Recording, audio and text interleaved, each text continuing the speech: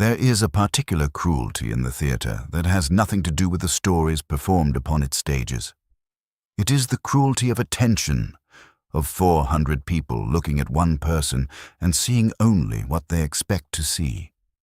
I've thought about this a great deal since the case of Miriam Aldgate, and I've concluded that it is not the darkness of human nature that makes such things possible. It is something more forgivable and more disturbing, the simple, deep human habit of narrative. We see what the story tells us we are seeing. We feel what the music tells us we are feeling.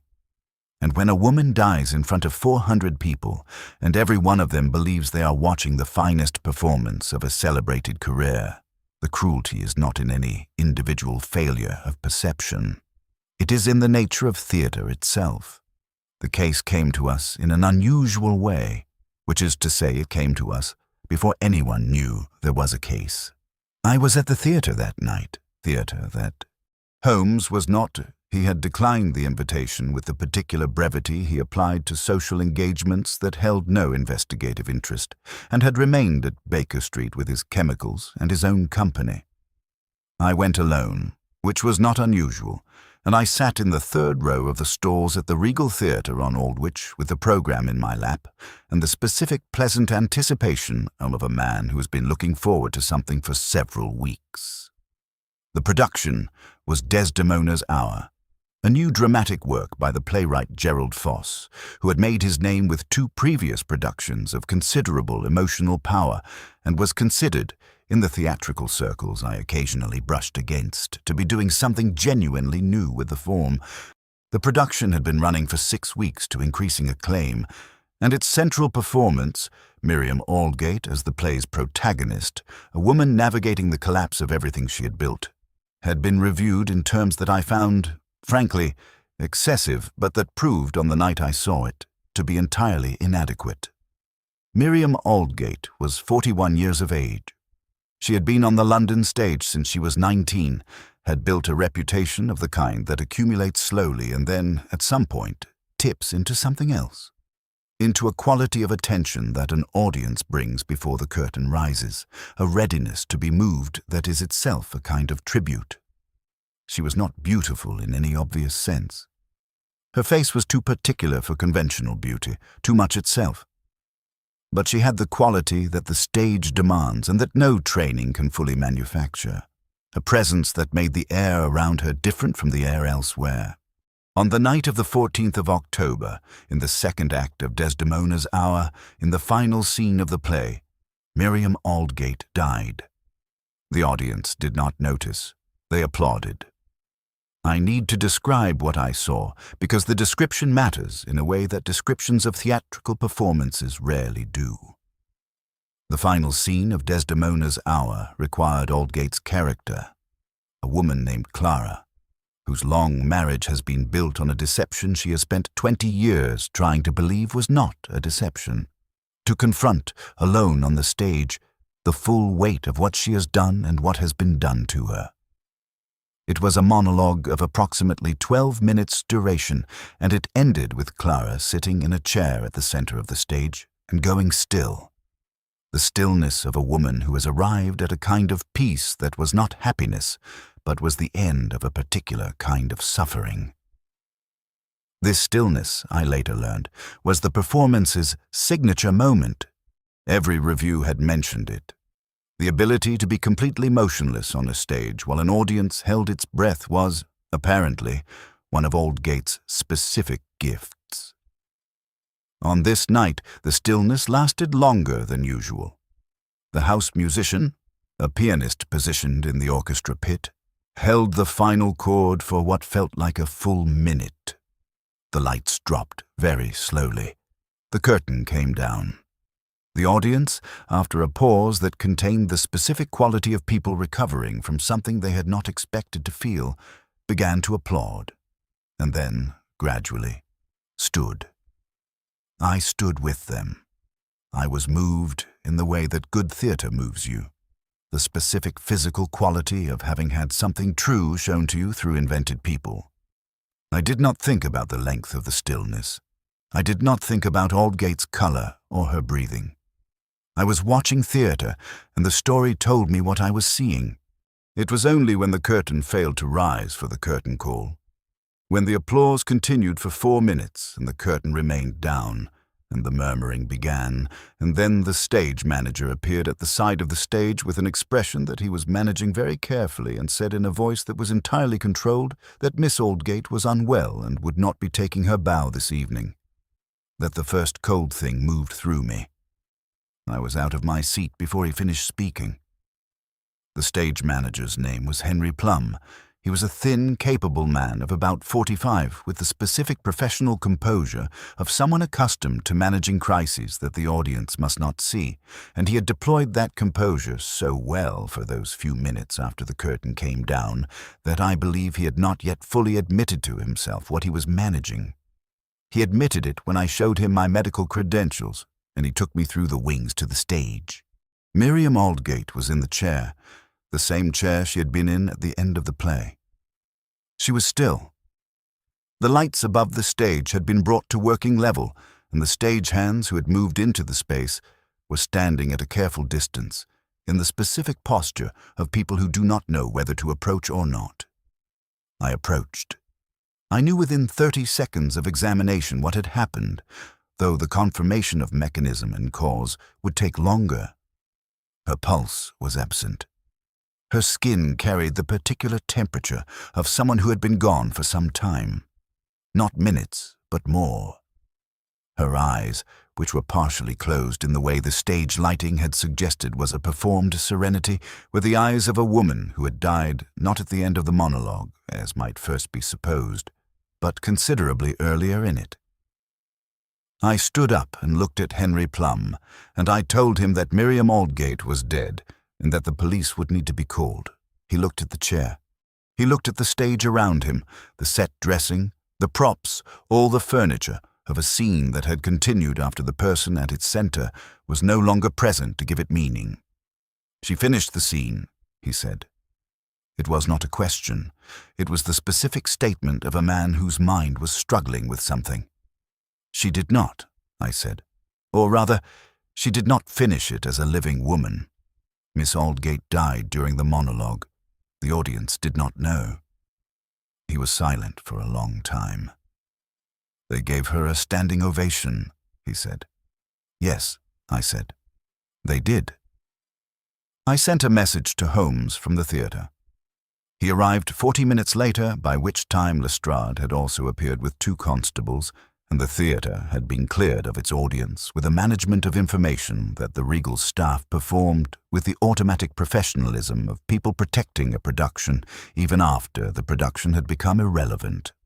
Holmes came through the wings and onto the stage and stood before the chair where Aldgate still sat. She had not been moved, I had insisted on that, with the expression he wore when he was looking at something that interested him in the specific way that only the genuinely unusual could. He did not speak for 5 minutes.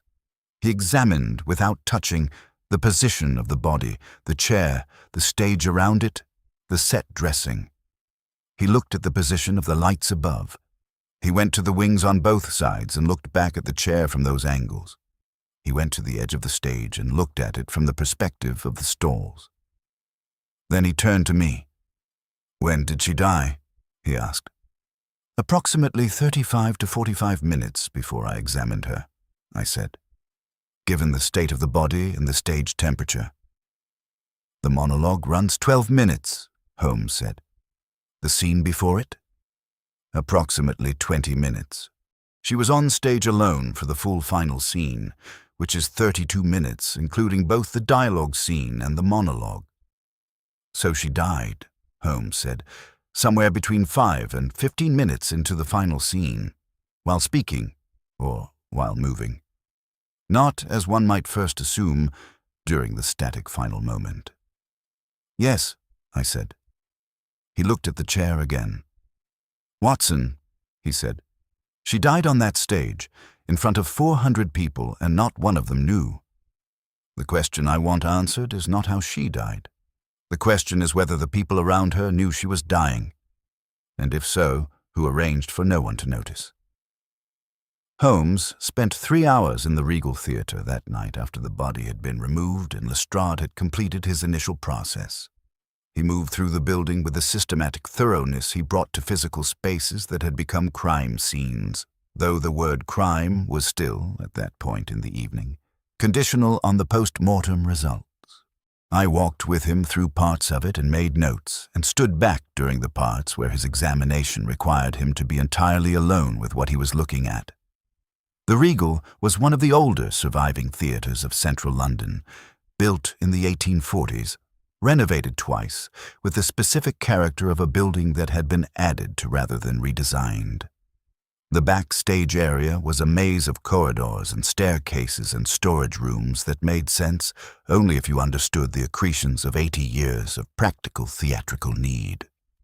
There were 3 dressing room corridors, a green room of surprising size, a fly gallery that required the management of 37 separate lines, and a props room of such concentrated density that navigating it required the knowledge of where things were rather than any visible organizational system. Holmes examined the stage first, then the wings on both sides, then the prompt corner, then the dressing rooms in sequence. Aldgate's dressing room was at the end of the principal corridor. The largest room, as befitted the production's leading actress, with a long mirror above a dressing table covered in the accumulated personal materials of 6 weeks of performance. Holmes stood in the doorway of it for some time before entering. "Who had access to this room?" he asked Henry Plum, who had remained in attendance with the composure of a man who had decided that professional function was the only available response to the night. "Miss Aldgate had a key," Plum said. "Her dresser, Mrs. Patton, myself as stage manager, the theatre's building manager, Mr. Vokes, and the production's director, Mr. Carey." He paused. "She also entertained visitors in her dressing room before and after performances, which was at her own discretion." "Visitors tonight?" "Before the performance, yes. I did not take note of everyone. It wasn't my practice to monitor Miss Aldgate's visitors. She was the production's principal and she managed her own arrangements. But you saw some of them." "I passed the corridor twice. Her co-star, Mr. Elliot Reed, went to pay his respects before curtain. This was their custom. And a man I did not recognize, around 6 o'clock, well-dressed, he was leaving as I was passing." Holmes had been looking at the dressing table while Plum spoke. He turned now. "You did not recognize him. Had you seen him before?" "I couldn't be certain either way. There are many people who attend productions regularly, particularly acclaimed ones. It would not have been unusual for someone to visit." Holmes nodded and went to the dressing table. He examined the surface with the specific quality of attention he brought to things that had been used recently and might retain the record of that use. The mirror, the brushes and powders and cosmetic materials arranged along the table's length. A glass, a small bottle. He lifted the small bottle and looked at it. It was an ordinary size for a theatrical dresser's table, the kind that might contain anything from a tincture to a throat preparation. Holmes uncorked it, held it briefly to his nose without inhaling deeply, and recorked it. "Watson," he said. I came to him. He handed me the bottle and waited. I uncorked it and held it to my nose with the careful professional approach of someone who knows that what is in an unlabeled bottle may not be benign. The smell was familiar, faint, sweet, the specific organic sweetness of a particular class of compound. I looked at Holmes. "Cardiac," I said. "Cardiac," he agreed. "Specifically, I suspect of the digitalis family, in a concentration considerably higher than therapeutic. But you will know better than I after the post-mortem." He took the bottle back and wrapped it carefully. "The question," he said to Plum, "of who placed this bottle on Miss Aldgate's dressing table is the question on which this case turns." Elliot Reed was still in the theatre when Holmes asked to speak with him. He was in his own dressing room, still in the remnants of his stage makeup, sitting in the way that people sit when they have received a shock and have not yet found the posture appropriate to the new situation. He was 38 years of age, with a particular quality of male attractiveness that the stage develops and exaggerates. Broad-shouldered, dark-haired, with a mobile, expressive face that was currently doing nothing expressive at all, which was, in the circumstances, more unsettling than if it had been. He had worked with Miriam Aldgate for 6 weeks on this production. He had known her slightly before that. They had been in the same theatrical world for 15 years, without crossing into genuine acquaintance. He described her, when Holmes asked, as a force, his word, and he said it with the specific quality of someone who means something both positive and tiring by the term. "Were you aware of any difficulties she was experiencing?" Holmes asked. "Professionally or personally?" Reed was quiet for a moment. "She was under pressure," he said. "The production had been more successful than expected, which sounds like a good problem but creates its own difficulties. There were negotiations underway about extending the run and taking it to New York. She had a particular interest in the New York question." "What kind of interest?" "She wanted to go. There were people who wanted the production to go without her." He looked at Holmes directly. "I'm telling you this because it will come out anyway, and because she deserves a full account." "Who wanted the production to go without her?" "Gerald Foss," Reed said, "the playwright. He had become attached to the production in the way that writers sometimes do, and he had decided that it could work with a different leading actress in New York, a younger one. He believed Miriam's age was a liability for the American market." A pause. "She knew about his position. They had argued about it directly. 3 days ago." "In the theater?" "In the theater, yes. I did not hear the argument, but I heard about it through Mrs. Patton, who was present." Holmes thanked him and was already thinking about the next conversation. Gerald Foss was not in the theater. He had attended the performance, had a seat in the 4th row of the stalls, according to Plum, and had left during the curtain call confusion before the stage manager's announcement. Holmes obtained his address through the theatre's records and sent a message through Lestrade requesting that Foss not leave London and would be available for interview at 10 o'clock the following morning. The director, Martin Carey, was in the green room. He was 61 years of age, a man who had directed more productions than he could immediately remember, with the specific exhausted authority of someone who had been managing the creative egos of others for 4 decades. He received Holmes with the cooperative weariness of a man for whom the question of who was responsible for something was professionally familiar, even if the something was not. He told Holmes that Miriam Aldgate had been in good health throughout the production's run, that she had complained of fatigue in the previous week, but that this was not unusual in a demanding production, that the argument with Foss had been significant. He had not been present, but had been informed by several people, and that Aldgate had been, in the days since, performing with a specific intensity that he associated with anger being channeled into work. "Was there anything unusual about tonight's performance?" Holmes asked. Carey considered. "The second half of the final scene," he said. "She was different. I watched from the wings for part of it. The quality of stillness was there, as always, but there was something underneath it that I hadn't seen before. Something heavier." He paused. "I thought it was the argument with Foss. I thought she was using it. That's what we do. We use what we have." Another pause. "I didn't know she was dying."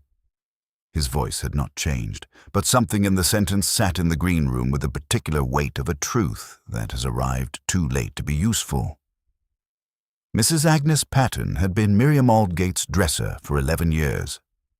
She was 64 years of age, a small woman with the broad, capable hands of someone who spent their working life managing the physical requirements of theatrical performance. The costumes, the quick changes, the maintenance of appearance under conditions that were actively hostile to appearance. She had the quality that long service to one person sometimes produces, a comprehensive knowledge of that person that was not quite intimacy, but was something more specific than professional familiarity.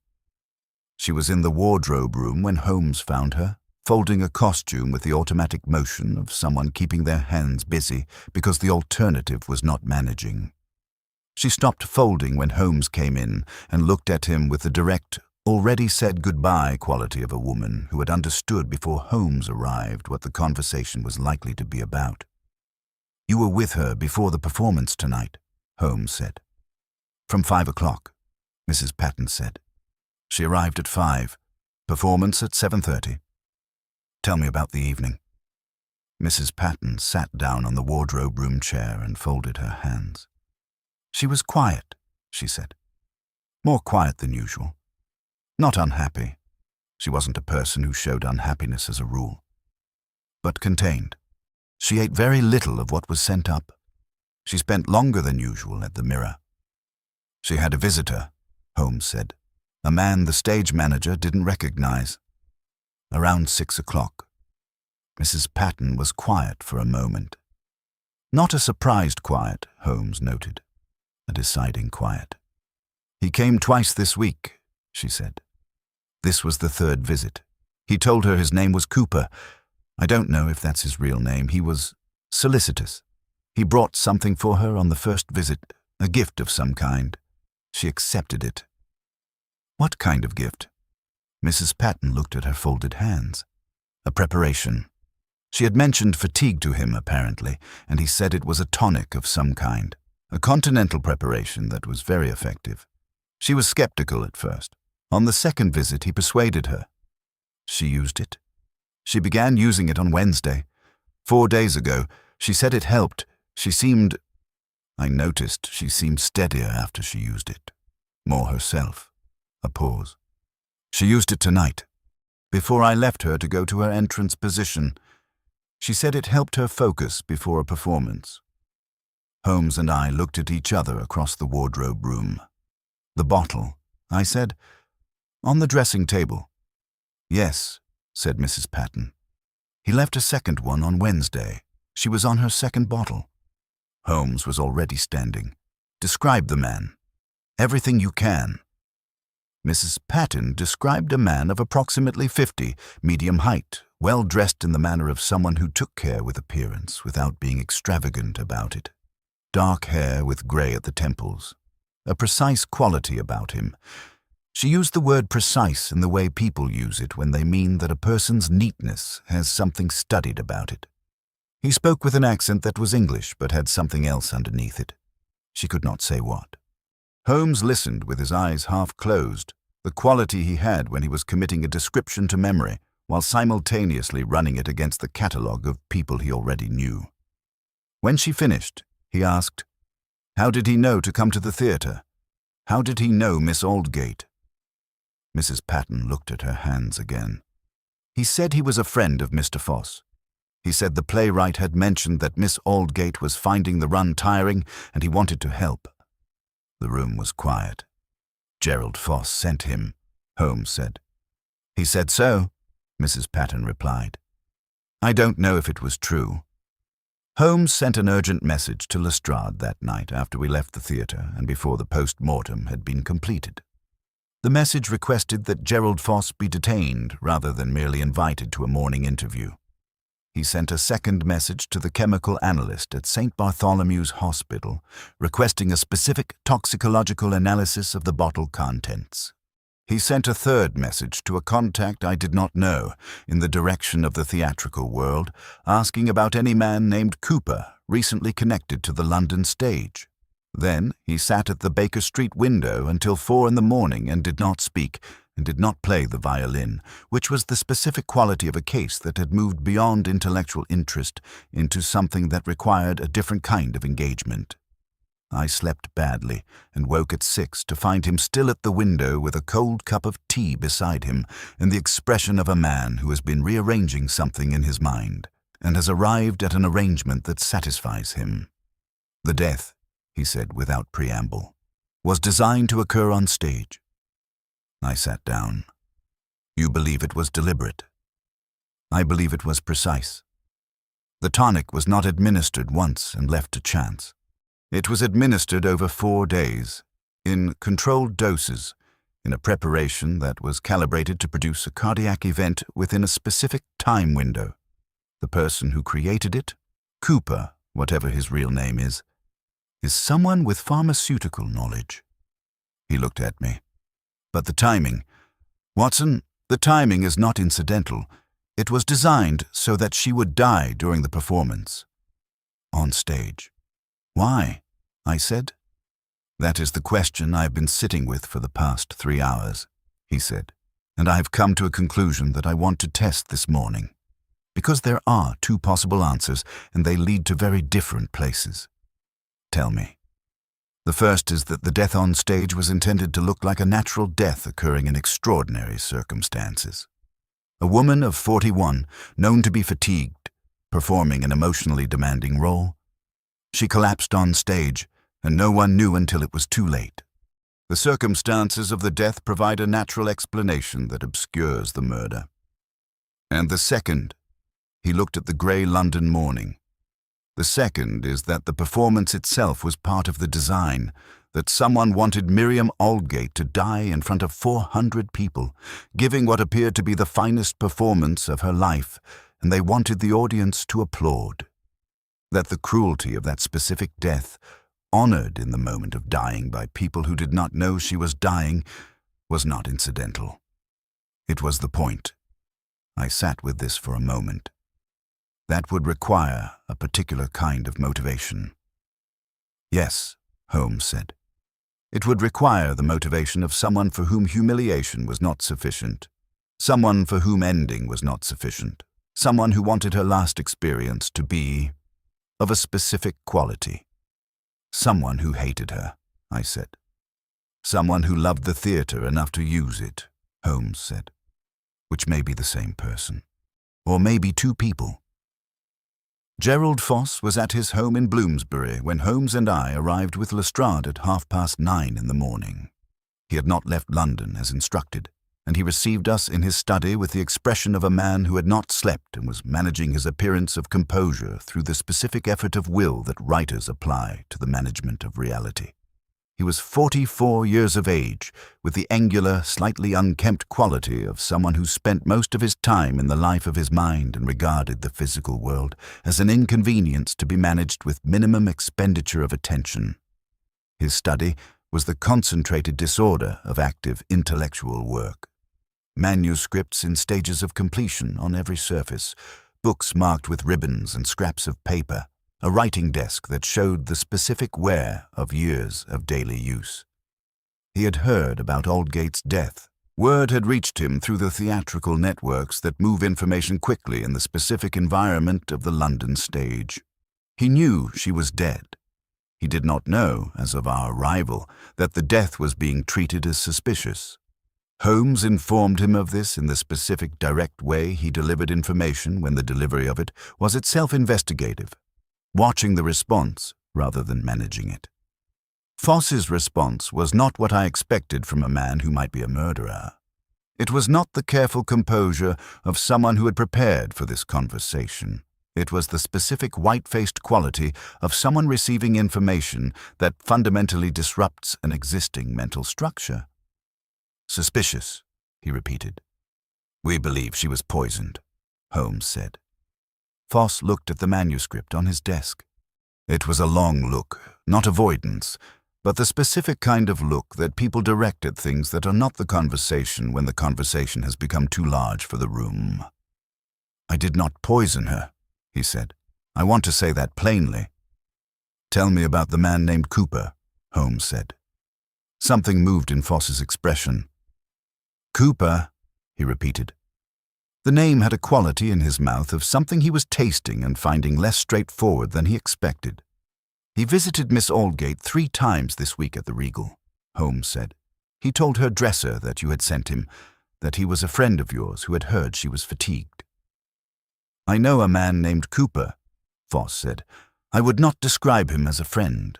He stopped. He is someone I have dealt with in the past, in a context that I find difficult to explain cleanly. Explain it uncleanlily, Holmes said.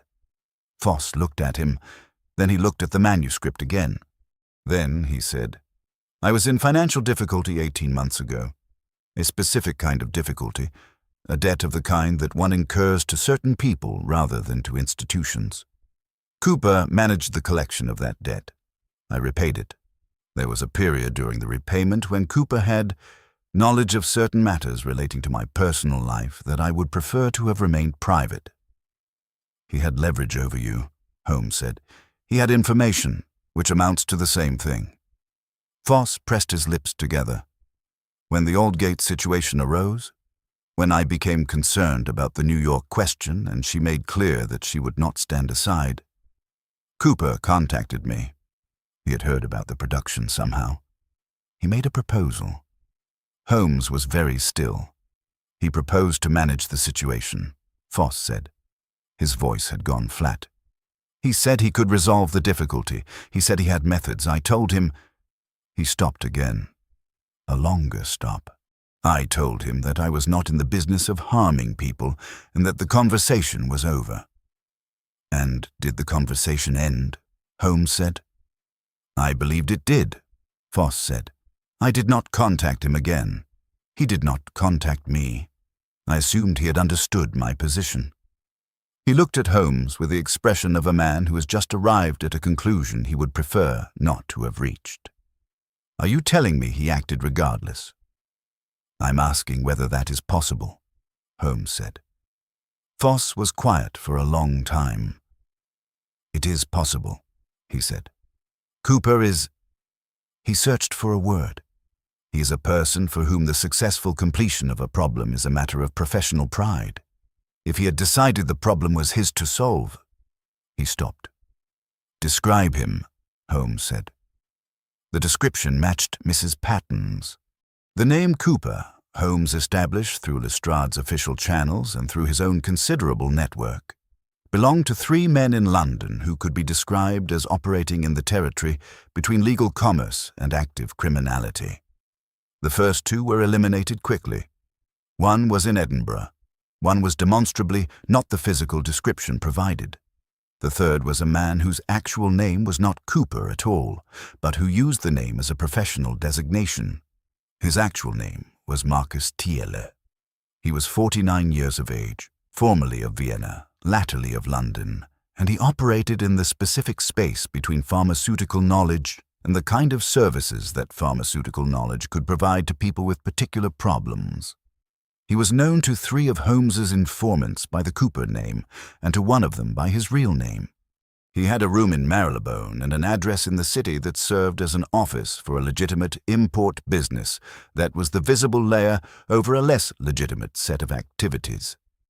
Holmes obtained this information by noon of the day after Aldgate's death. By 2 o'clock, Lestrade had a warrant. By 3 o'clock, they were at the Marylebone address.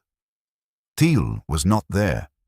What was there, in the 2 rooms that constituted his private quarters, was the evidence of a departure that had been managed with care and speed. Clothing gone, personal documents gone, the specific organization of a room that had been cleared rather than merely vacated. He had known, or suspected, that the death would not remain uncomplicated. Holmes spent 20 minutes in the empty rooms and emerged with 2 things. A small paper sleeve of the kind used to protect photographs, found behind the lining of a drawer, and a half-burned letter fragment from the fireplace grate that had not fully combusted. The photograph sleeve was empty, but the paper had a specific watermark that Holmes recognized. The letter fragment contained 6 lines of text, the beginning and end of which were gone, but the middle of which contained a reference to the New York production and a figure that appeared to be a financial arrangement. The post-mortem confirmed what the bottle had suggested.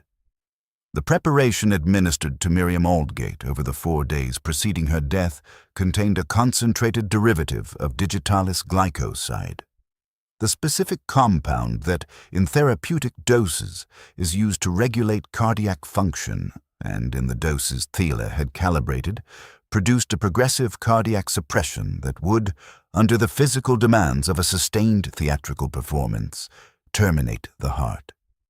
The timing was precise in a way that required specific knowledge. Thiele had known the demands of the role.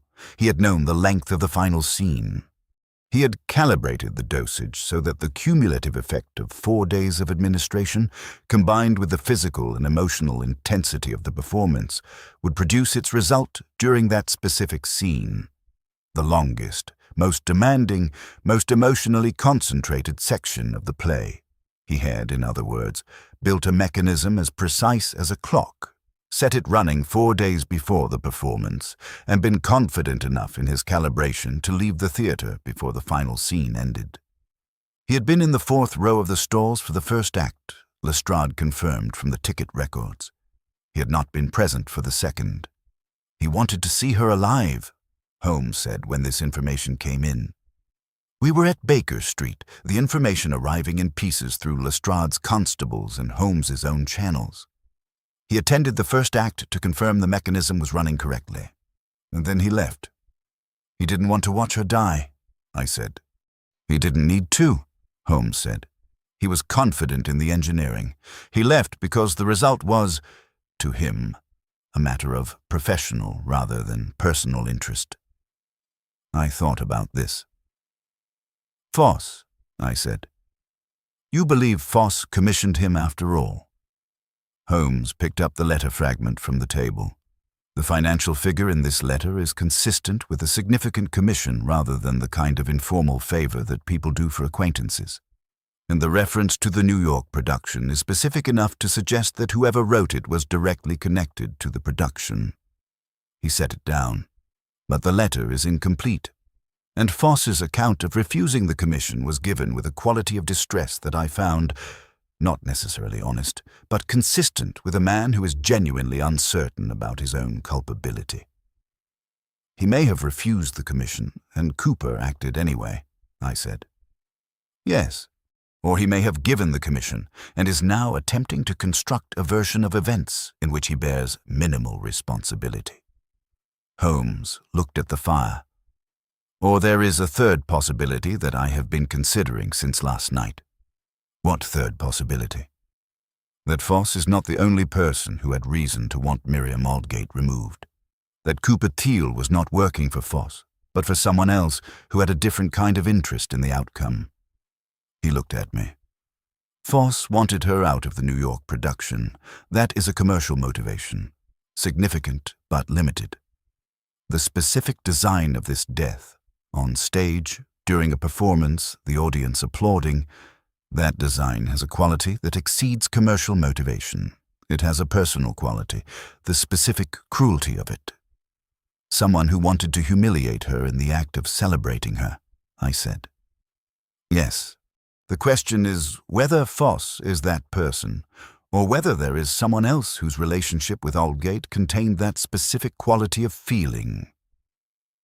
Elliot Reed came to Baker Street the following morning without being asked. He had been thinking, he said, since the interview at the theater.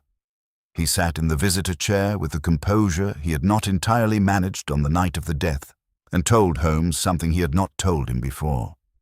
Miriam Aldgate had received a letter 6 weeks ago, around the time the production opened. She had shown it to Reed because she had wanted a witness to her reaction, which was, he said, one of the most unsettling things he had ever seen. She had read the letter in front of him and said nothing for a full minute, and then folded it and put it in her bag and said entirely calmly, "He has decided to make it theatrical." Reed had not asked who he was. He had known, from the specific quality of her saying it, that this was not a question she was ready to answer. He had never seen the letter. He did not know its contents, but he had seen her face while she read it, and the face had contained something he described as, not fear exactly, recognition, the recognition of something she had been expecting for a long time. Did she ever say anything more about it? Holmes asked. Once, Reed said. 3 weeks ago, we were in the green room after a performance.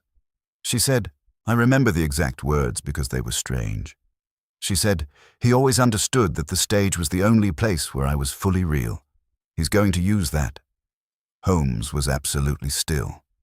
She knew, I said. The understanding arriving cold and complete. She knew she was in danger, Holmes said. She knew the design, or suspected it. He looked at Reed. She continued performing. She did, Reed said. Why? Reed was quiet for a moment. Because she was Miriam Aldgate, he said. And because, I think, she decided that if she was going to be used by the theatre, she would be the one who chose what performance she gave. The room was quiet with that for a long time. The watermark on the paper sleeve from Thiele's room was a private stationer's mark, the kind used by customers who ordered custom stationery rather than purchasing it commercially. Holmes identified the stationer through the combination of his knowledge of London's trade and a visit, with my company, to the relevant street in St. James's.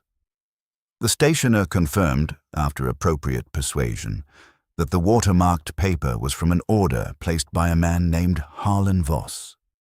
Harlan Voss. Holmes said the name once and then was quiet for a long moment. Then he said, "Of course." I did not know the name. Holmes explained it to me as we walked back from street. James's, in the compressed, efficient way he delivered background information when the background had become relevant. Harlan Voss was 53 years of age. He had been, for approximately 15 years, one of the significant financial backers of London's commercial theatre. Not a producer in any hands-on sense, he did not direct or manage or involve himself in the creative process. He was a backer, the person whose capital made productions possible, whose name appeared in programs under the heading "with the grateful support of," whose presence at opening nights was noted without being the subject of particular attention. He had backed 3 of Miriam Aldgate's previous productions. He had, according to Holmes's network, been in a significant personal relationship with Aldgate approximately 7 years ago. A relationship that had ended with a specific quality of acrimony that people in the theatrical world still referenced obliquely when both names came up. And he had, Holmes had learned in the night's inquiries, withdrawn his backing from the Regal's New York production of Desdemona's Hour 6 weeks ago at approximately the same time as the letter arrived. He backed away from the production, I said, when he had already arranged its outcome. Yes, Holmes said, and he sent the letter to Aldgate at the same time. Because he wanted her to know, not enough to be actionable, something that could be denied, that she couldn't take to the police, but enough that she understood. He wanted her to know it was him, I said. He wanted her to perform knowing. He wanted, Holmes said, with the specific controlled quality he used when something genuinely disturbed him, to be the only audience member who knew what the performance actually was. Holmes did not go to Harlan Voss immediately.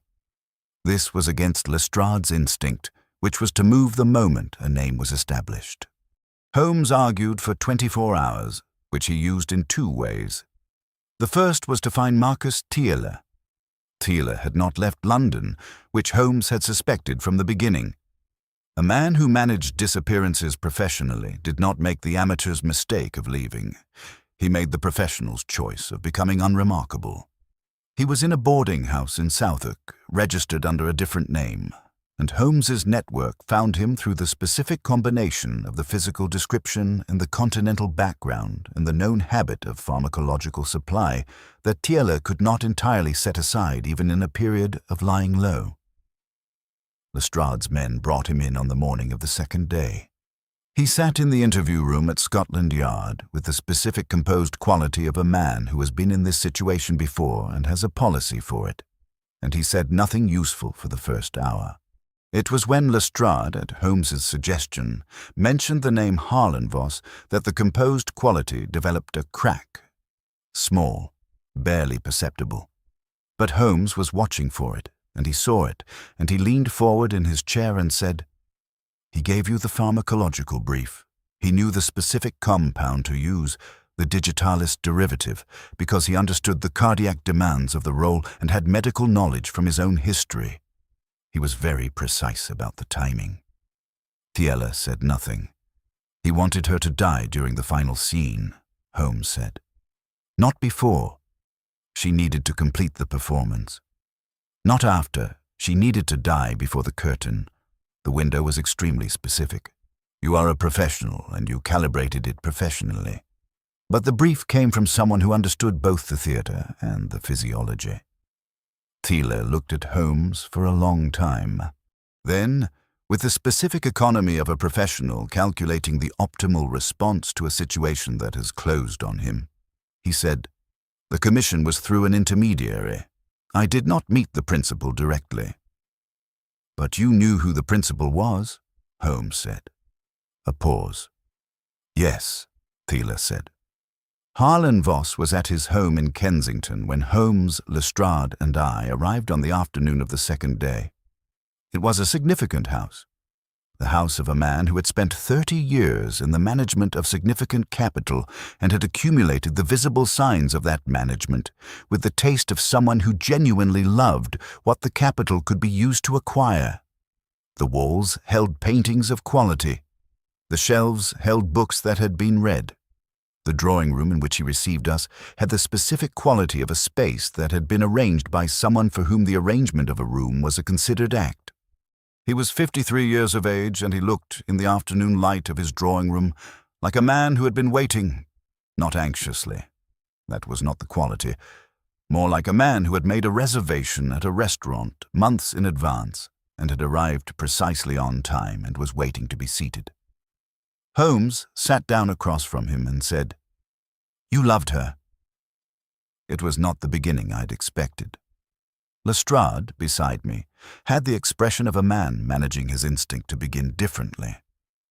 Voss looked at Holmes with the expression of a man encountering a sentence he has been both dreading and needing to hear for years. "Yes," he said. "And she ended it," Holmes said, 7 years ago. "And she did so in a way that you experienced as a performance." Voss's jaw moved slightly. "She told me," he said, "in a restaurant with other people at the adjacent table. She timed it so that I could not respond fully. She managed my reaction by managing the environment. She treated it," he stopped, "as a scene," Holmes said. "As a role she had decided to play," Voss said. "The woman ending the relationship with the appropriate dignity and economy. She gave a performance, and I sat across from her and was the audience. And you decided," Holmes said, "that if she was going to use the theatre for personal purposes, you would use it for yours."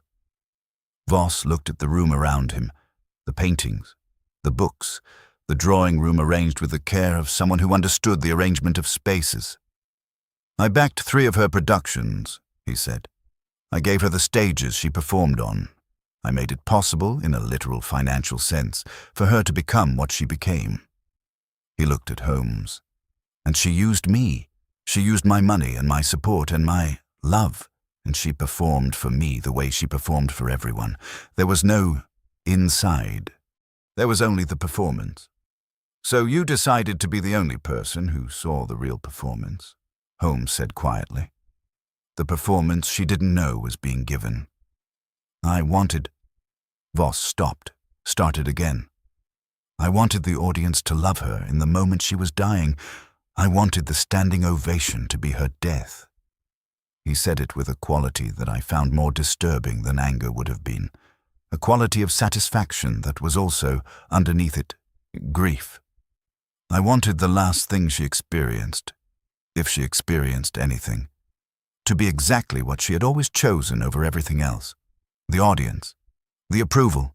I wanted to give her that. The room was quiet. "She knew," Holmes said. "She knew what you had done." Voss looked at him. "She received your letter, she understood, and she performed anyway." Holmes looked at the man across from him. "She chose to give the performance knowing it was her last. That is what you gave her, the choice. And she made it." Something moved in Voss's face. Whatever satisfaction had been there was gone, or had become something else, something more complicated than satisfaction and less comfortable. "She beat me," he said softly. "Yes," Holmes said. "I think she did." The case resolved through the official processes with the particular momentum that cases involving documented evidence and a secured witness acquire once the machinery is properly engaged. Thiele's testimony, combined with the financial records that connected Voss to the commission and the letter fragment from the Marylebone room, provided the basis for formal charges. The pharmacological evidence was unambiguous. The post-mortem was definitive. Gerald Voss was not charged.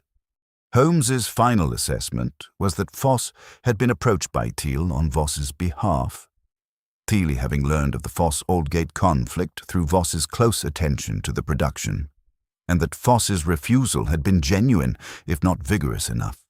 He had failed to take the approach to the police, which was a failure of a kind that the law had limited capacity to address. He lost the production regardless. The Regal closed Desdemona's hour 10 days after Aldgate's death, and the New York plans dissolved in the attention of the case. Marcus Thiele cooperated fully once it became clear that the alternative was to carry the entire weight of a murder charge alone. His cooperation was, from a legal standpoint, valuable. From any other standpoint, it was simply what it was.